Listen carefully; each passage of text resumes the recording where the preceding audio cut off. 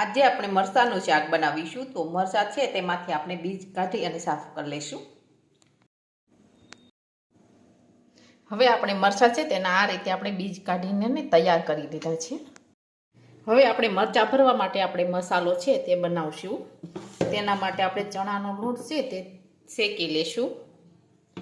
હવે આપણે તેમાં થોડું તેલ નાખીશું.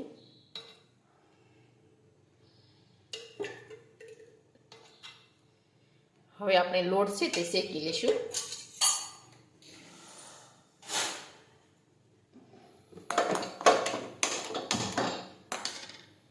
ગેસ છે તે ધીમો રાખવાનું છે. હવે આ રીતે આપણે ફેરવતા જવાનું છે.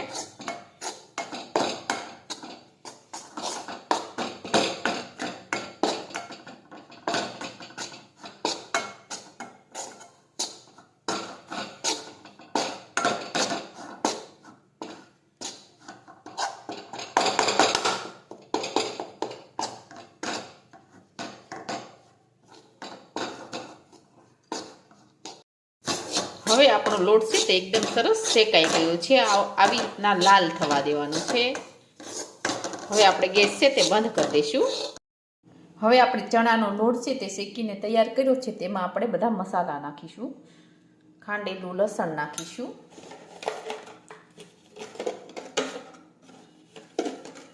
મીઠું નાખીશું. દળેલી ખાંડ નાખીશું.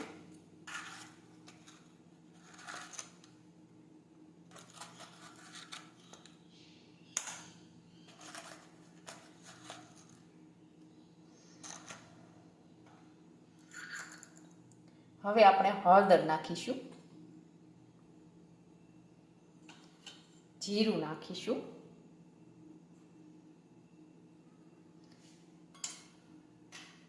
સમારેલા ધાણા નાખીશું.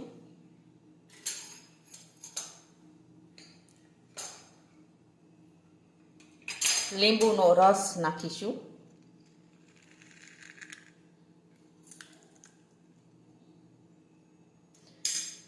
હવે આ બધા મસાલા છે તેને આપણે મિક્સ કરી દઈશું. હવે એકદમ સરસ બધા મસાલા છે તે મિક્સ થઈ ગયા છે. હવે આપણો મસાલો તૈયાર થઈ ગયો છે. હવે આપણે મરચાંમાં ભરી લઈશું. હવે આપણા બધા મરચાં છે તે એકદમ સરસ ભરાઈને તૈયાર થઈ ગયા છે. હવે આપણે વઘારી લઈશું. હવે આપણે શાક વઘારવા માટે તેલ છે તે ગરમ કરવા મૂકીશું. હવે આપણે તેલ છે તે ગરમ થવા દઈશું. હવે આપણું તેલ છે તે ગરમ થઈ ગયું છે. હવે આપણે તેમાં રાઈ અને જીરું નાખીશું. મરચાં ભર્યા છે તે નાખી દઈશું.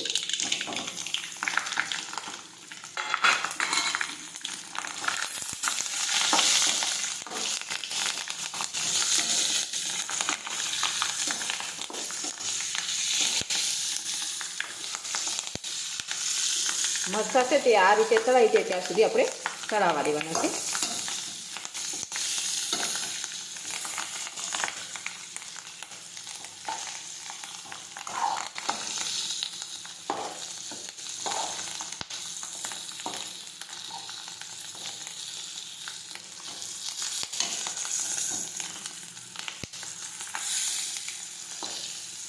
આ રીતે આપણે ફેરવતા જઈશું.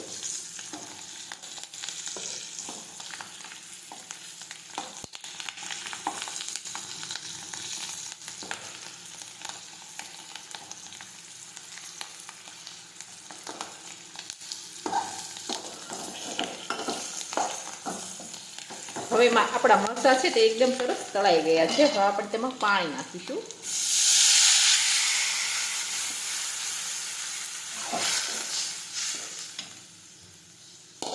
હવે આપણે થોડો મસાલો નાખીશું. જે આપણે મરચાંમાં ભર્યો છે તે મસાલો.